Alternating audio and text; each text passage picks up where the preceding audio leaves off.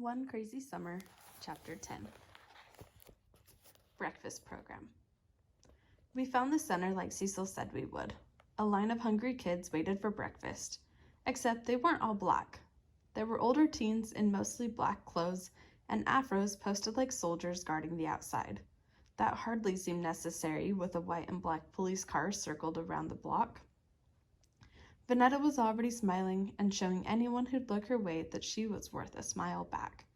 She had picked out 3 girls who looked alike enough to be sisters, each one as thick as my sisters and I were lanky. They wore white boots and daisy dresses with flared sleeves. They might as have been going to a go-go, not to a free breakfast.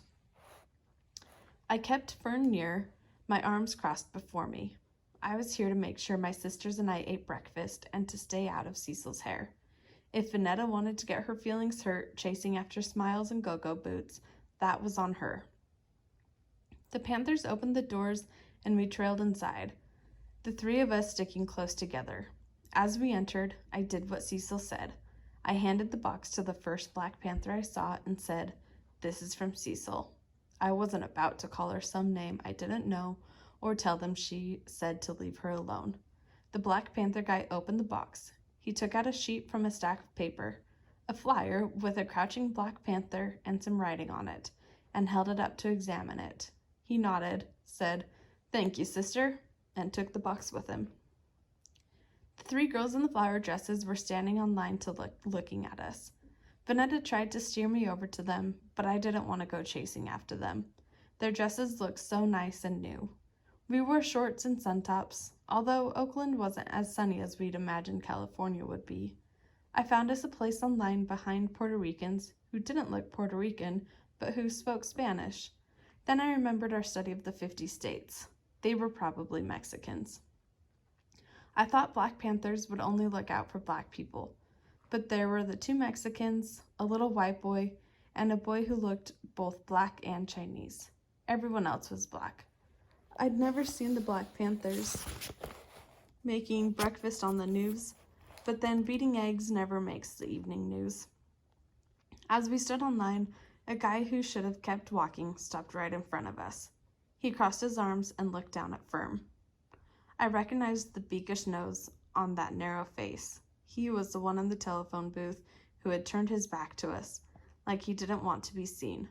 For all I knew, he was one of those in the black berets and afros who'd come knocking on Cecil's door last night. Now he stood across from Fern, his legs apart and arms folded. "What is wrong with this picture?" he stated, instead of asked. He knew the answer all right. I was pretty good at reading faces. He didn't have a leather jacket, but he was one of them. On his black t-shirt was a dead white pig with flies buzzing around it, and the words, "Off the pig," in white letters.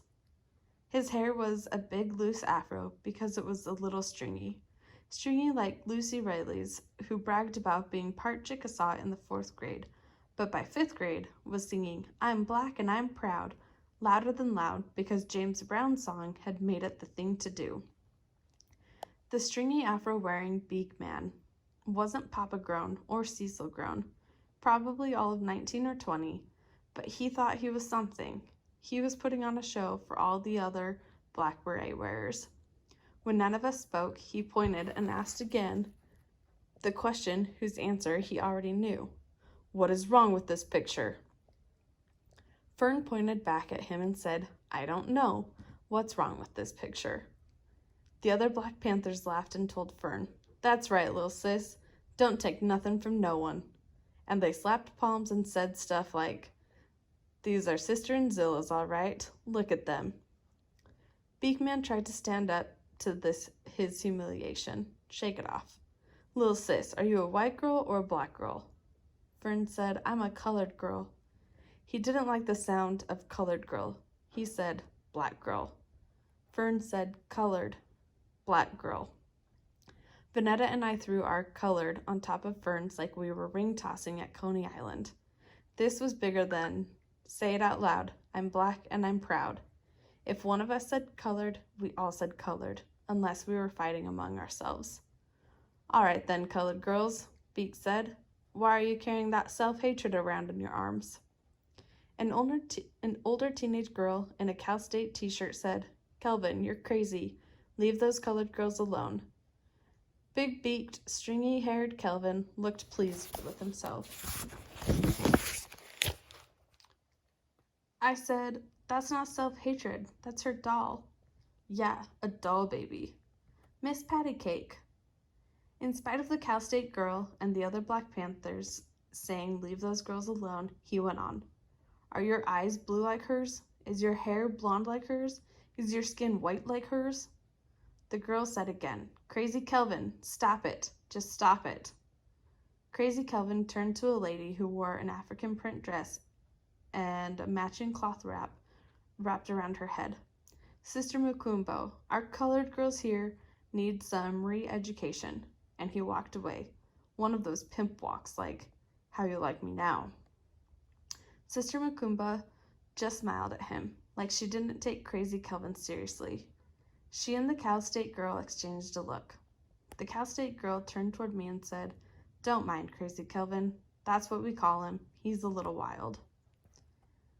For all of that, the eggs were cold, but we ate them, along with the buttered toast and orange slices. It was better than eating air sandwiches at Cecil's. Fern hugged Miss Pattycake, but refrained from putting a piece of toast to her doll's lips like she would have done at home. Still, the other kids laughed at her and called her White Baby Lover and Big Baby, except for the boy who looked both colored and Chinese. I told them to shut up, and that went for the three sisters in flower dresses, even the tallest sister. No one could call Fern White Baby Lover, even though Miss Pattycake was a white baby and Fern loved her. No one could call Fern a big baby but Vanetta and me. Vanetta ate her toast silently. We had cost Vanetta her summer friends with the white go-go boots and happening dresses, but I didn't care. Fern could love Miss Pattycake all she wanted. We could call ourselves vanilla wafers, chocolate chips, or Oreo cookies for all I cared about black girls and colored girls. And even though Cecil didn't bother to bring us here or stick up for Fern, the Black Panthers had slapped palms and said, those are Sister and Zia's all right.